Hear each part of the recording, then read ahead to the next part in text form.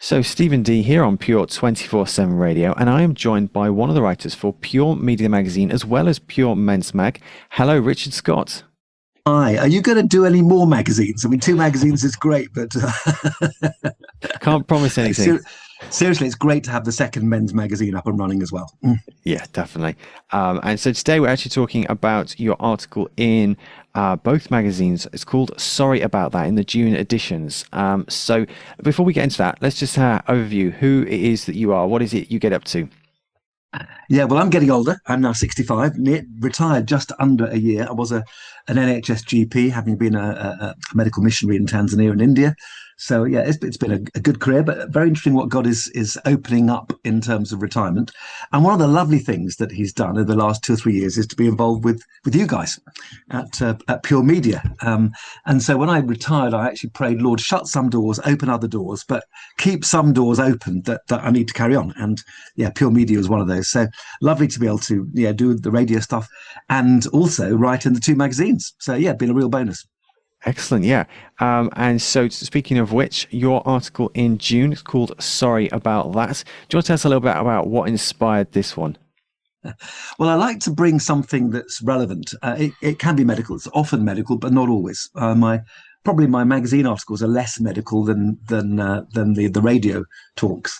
But essentially, Heather and I were due a holiday, so we went to a small island off Tanzania called Pemba, somewhere I'd always wanted to go to, but never managed to do so. We'd worked in Tanzania for 5 to 6 years, so I was familiar with the country, but it was an island I hadn't been to. So here was an opportunity, and of course, if you go in March, being on the equator, it means you're going to hit some sunshine, which was an added bonus. So anyway, I didn't bother to look up the weather because I remember when the long rains should be in sort of April to May, and the short rains are October to November, or so they should be. And in fact, things have changed because of climate change over the last few years. Anyway, long story short, we go the second half of March and hit the beginning of the long rains, which was not marvelous, especially as I'd organised the holiday and it was my fault. So I said to Heather, sorry about that, as we arrive on this, well, just before we get to this tiny island and the sky's black, and then absolutely sheets down with rain to the extent that people were hiding. And I'm thinking, my goodness, we've got to go on a small plane in a minute to the island. Wow, I'm glad we didn't hit that rain. Anyway, so there we go. That was the sort of first sorry about that, a minor thing but quite interesting. But much more interesting was we then had to take the same small plane back again. So basically it goes from Dar es Salaam in Tanzania on the coast through Zanzibar, the island most people have heard of, the Spice Island, to Pemba. And we had to reverse the journey to go and see a good friend of ours who we used to work with. She's now 93. She was the Archbishop's secretary, and she lives in Zanzibar, where he retired to. She followed him to Zanzibar. Anyhow, so we go back from Pemba to Zanzibar. As on the journey there, we get absolutely drenched in the rain on our small boat to the mainland at Pemba off the island. So we get drenched initially. We get to the airport, and as we're flying, we just reach flying height in this tiny, small 12-seater Cessna plane. The back door flies open. Now you're all belted in, just like being in a car. It was a 12-seater. There were only four of us plus the pilot, and the back door suddenly come open. And my first thought was, oh, that's not ideal.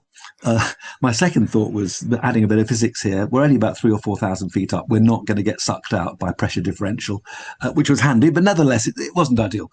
So we made the pilot aware, and he has a quick look round. He turns, oh yeah, the back doors come open, turns around and lands back at Chake Chake Airport in Pemba. And anyway, he literally jumps down from the plane, just like, you and I, we don't shut the back door properly in our car. We stop, don't we, and go round and shut the door. Well, it's just the same on a little plane. And then he turns around as he goes back into his seat and says, sorry about that. It was just great because it was exactly the same phrase that I'd used.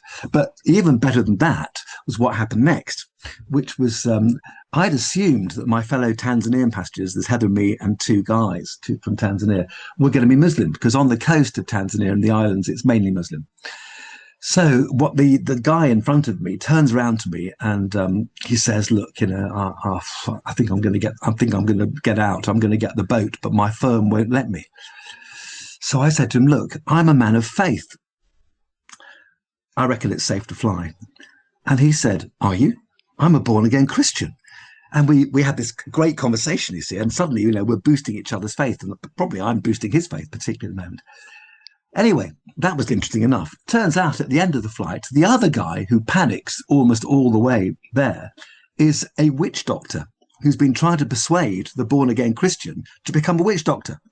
I wasn't even aware of this. So I'm thinking, wow, this is a flight and a half. This one, with literally only about 45 minutes. But wow, what took place?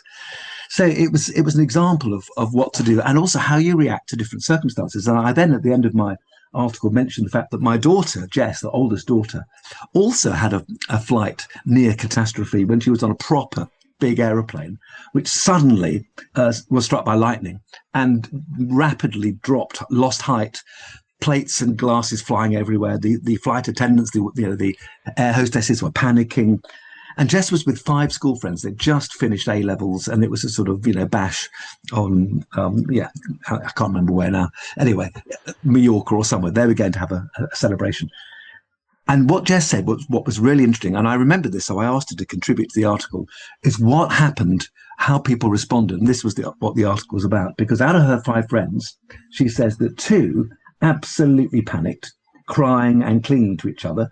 2 others went the opposite way and got a bit loud and silly, almost like they were trying to laugh it off, the fact that, fortunately the plane had sort of stabilized out of this long fall and all was well again. And 1 just sat silently holding my hand, she said. And I remember I just prayed nonstop. Yeah. Actually quite good for her faith, and particularly good as she survived. And I just wrote at the end of the article, what can we learn from these 2 memorable flights other than don't come with the Scots if you want to get somewhere nice and easily. And it's all about how you respond to different situations. It's not what happens to you in life that matters, it's how you respond. The externals you can't do much about, but the internals you absolutely can. So and what happened on her flight, panic, happened on mine. What happened on her flight, prayer, also happened on ours. And and the question at the end of the article, of course, is, okay, where do you turn in crisis? Where do you turn? Because we're all going to have crises in life. It's just the details have yet to be filled in. What are you going to do about it? Where are you going to turn? So, it was, I hope, one of my better articles. No, it's really good. I was reading it just a moment ago, and it's a very challenging thought. I mean, I've had some eventful travels, but nothing quite so eventful as that. There's a lot going on in 45 minutes. Not until then. Oh, right. Yeah. So it's really interesting to read about that. Certainly gripped with what's going to happen next. And it's interesting that we can respond so differently to situations. We don't really know how we're going to respond until we're in the thick of it, when we're in those moments. And you won't really know, but it's really valuable to actually have a think, how might I respond? How should I respond? And kind of planning ahead, I suppose, because as you say, we're all going to experience crises. Mm-hmm. Although you're right, you say you don't know how to respond. The great thing is, and this is what I've tried to help people with over the years, is get your faith sorted out early, because crises will happen. And if you do that, because I can think of my own life when my faith was at a low ebb in my mid-20s, I was responding to crises really badly. Whereas once I'd returned to the Lord and faith was strong, when I had bowel cancer, which was maybe the biggest crisis in my life, I knew what to do. Lord, this is in your hands. I want to live, not die. Please sort this out. Of course, I get all the treatment I needed from the surgeons and the oncologists, but God's in charge. And so having got my faith sorted out, when the crisis turned up, I was in a better position. Doesn't mean the crisis isn't there, but you're in a better position to respond well. And so that's what I would say to any listeners, to your show today, Stephen, is get sorted out with God right now, because boy, does it help you, not only now, but later when, the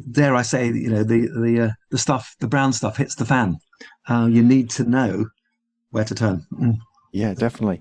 It's a really good, challenging thought to have, and I'm really grateful that you brought it to us on the magazine and here on the radio. So, kind of to conclude our discussion, what would be the thing you want people to take away from this article? What would be the one thing you want people to consider more about? Well, I think we should do better than non-believers in times of crisis, and I think Jess did. Isn't it interesting that the non-believing friend held her hand because Jess had something that she didn't have.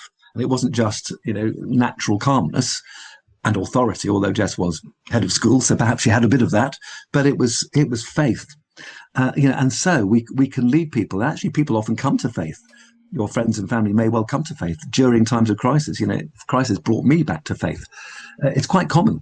So, so not only will it help you in times of crisis, but you will be able to help others as they look at you and think, wow, that's an interesting reaction. Where did that come from? It's evangelistic as well as being, as well as helping deal with fear. Yeah. So getting our faith in order so that we're ready for crisis to help ourselves, but also to help others. There you are. You've nailed it. Summarised me nicely. Excellent.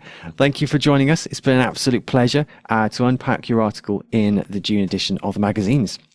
Thanks, Stephen. We'll meet again soon.